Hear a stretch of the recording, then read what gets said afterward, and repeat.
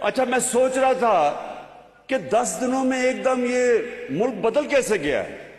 میں نے بڑا رات کو سوچا, میں نے کہا یہ ہوا کیا ہے کہ ایک دم ساری میری پارٹی کھڑی ہو گئی, سارا ملک سب کچھ مہنگائی منگوئی بھول گیا ہے.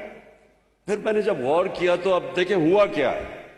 کرنا تو سب اللہ کا ہے, ایک پلان انسان بناتا ہے, دوسرا اللہ بناتا ہے. سب جانتے ہیں کامیاب ایک ہی ہوتا ہے. تو انہوں نے تو اب یہ جب 3 اکٹھے ہوئے 3 اسٹوجز, تو جو نون لیگ ہے, نواز شریف کے لوگوں کو انہوں نے 20 سال یہ بتایا کہ زرداری سے کرپٹ آدمی پاکستان میں کوئی نہیں ہے. 2 دفعہ اسے جیل میں ڈالا.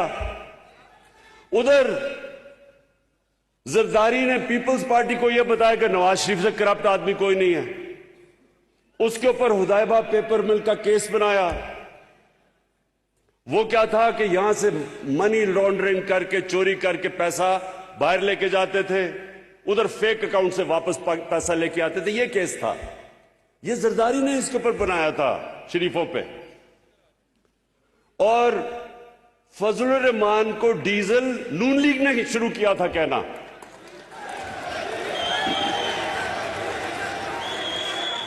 نون لیگ کا ایک رنگ باز جس نے فضل الرحمان کا نام ڈیزل رکھا تھا, ہم نے نہیں رکھا اس کا نام. اور ڈیزل اس لیے کہ وہ ڈیزل کے پرمٹوں پہ پیسے بناتا تھا. اب یہ سنیں ذرا,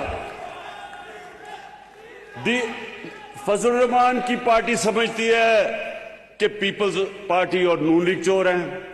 نون لیگ سمجھتی ہے زرداری چور ہے, فضل الرحمان ڈیزل ہے. پیپلز پارٹی نواز شریف کو چور سمجھتی ہے اور اس کو ڈیزل. اب یہ جب تینوں اکٹھے ہوئے ہیں تو میں ان کا شکریہ اس لیے ادا کرنا چاہتا ہوں کہ ساری قوم نے دیکھا ہے کہ اگر انہوں نے ملک کو بچانا ہے تو بہتر ہے کہ عمران خان کے ساتھ ڈوب جاؤ. لہذا بہت بہت شکریہ. بھی کوئی نبی کی شان میں گستاخی کرتے تھے, سڑکوں پہ نکلاتے تھے, توڑ پھوڑ کرتے تھے, لیکن کوئی فرق نہیں پڑتا تھا. تو میں ان کو تب کہتا تھا, نوجوانوں میں یہ کیس لڑوں گا اور انٹرنیشنلی میں کیس لڑوں گا. اور کل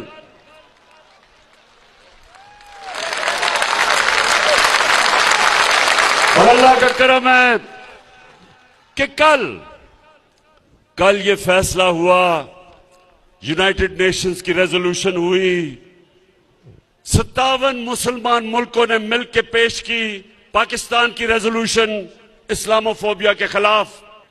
صبح سے ساری مسلمان دنیا سے مجھے مبارکیں مل رہی ہیں. اسلاموفوبیا کا نقصان سب سے زیادہ جو مسلمان مغربی ممالک میں تھے ان کو ہوتا تھا. آدمی داڑھی والا نکلتا تھا, اس کو برا بھلا کہتے تھے. عورت, مسلمان عورت حجاب کرتی تھی, اس کو سڑک پہ گالیاں.